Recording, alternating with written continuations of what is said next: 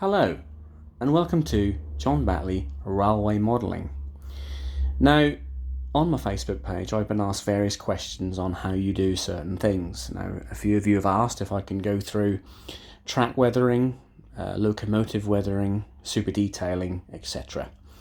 So this quick guide is going to show you how to do track weathering. I'm going to go through each stage and show you how I do it personally. Now, if you want to take these tips, then fair play, take them away. If not, hope it gives you some inspiration to do your own track weathering. Now in front of you, you can see a Lima Class 31, which has been recently super detailed and weathered, and they're sitting on what I call a display board. But the display board is quite good because it has a section of track on it which I have weathered with an airbrush and normal matte paint. So if I carefully remove the locomotive to one side, you can see in front of you the piece of weathered track. Now it's literally a piece of board and it's been weathered with an airbrush and matte paints, and I just use it basically to show off locomotives once they've been detailed and weathered and etc. like that. But what I'll just go through with you, if you like what you see here, is how I get this result. Now if you're thinking of making a layout, regardless of main line or depot or station, if you want this kind of result, I'll go through how to do it.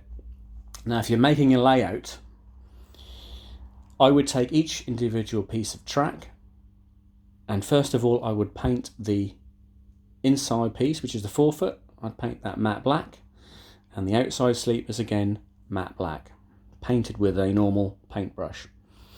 Now, after that, I will paint the rail sides, inside and out. Now most people use rust colour. I think that's a little bit too bright, so I normally use a very dark matte brown, and as you can see, it kind of looks more prototypical if this was a main line. Once I've done that, I would lay the track on my baseboard. Now you can use cork underneath before you ballast. Some people use cork. I use cork myself on my layouts, but this is literally just an explanation on how to do the weathering, so we're not going to go into too much technical detail regarding that. So once your track is down and it's pinned or glued, whichever way you want to do that, what I would do then is use the Scenics. Now I use Woodland Scenics N-Gauge ballast for 00. It looks more prototypical, as you can see, and it's a lot better. Now to ballast, you would use a mixture of water and PVA, 50-50 mix, and then you add that using a syringe, and then you leave that to dry overnight. So how do we get the textures you see on the track?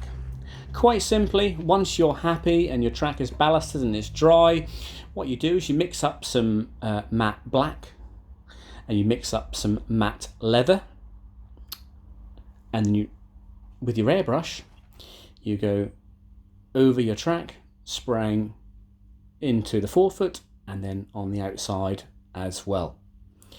Now, to get it to look a little bit darker, once you're happy with that, you then just mix up some normal matte black through the airbrush, and then again go over the top of what you've already done.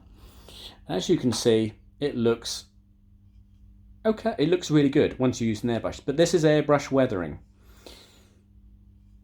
But that is how I do my track. So basically, paint all your pieces of track before you lay them. Once you've laid them, you do your ballasting. Once you've ballasted, you mix up your matte black and your matte leather, and you go down the inside, then the outside, and then if you want it a little bit darker, just using matte black through the airbrush, either side again.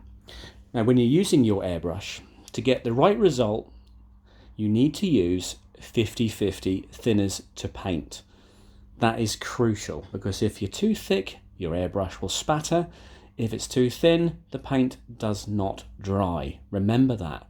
What you're looking for is the consistency of milk. And to mix your paint up, I use little tiny shot glasses, which are made of plastic. You can get them from most normal party shops, etc. The little shot glasses, they come in a pack of 35. So you pour your paint into the shot glass, you then obviously add a little bit of thinners, try and get it to the same you know, same consistency, so 50-50 of paint to thinners. Keep testing the sides of it by, you know, dipping a cocktail stick into it or a coffee stirrer up the side to make sure that your consistency is more like milk. Once you're happy with that, pour that into your airbrush, and with a piece of plain card or cardboard, literally just spray a piece of cardboard before you put it onto your track itself. Because what you don't want to do is start spraying your airbrush and then you get this spatter or it doesn't dry properly. So just remember those tips of using an airbrush. You need it to be 50-50 paint to thinners ratio, okay? And I'm talking about enamels. I've never used acrylics. I've always used enamels. I should imagine if you're using acrylics, it's identically the same. You would use 50-50 acrylic paint to 50% water. I may be wrong. If I am wrong, then someone needs to put me right, because I've always used enamels through my airbrushes. So that's how to do it. That's how I do it. Hopefully this has helped, and this is one of the first of the videos I'm going to do on how to weather and how to do things on your model railway. I hope it's been of benefit for you. If you like what you see, don't forget to like my Facebook page, John Batley Railway Modelling. And I'll come back soon with another video on some more subjects that you have requested me to do for you. In leaving it with you, here's a last look, close up of weathered track. Hope you enjoy. See you again on the next video. Bye bye.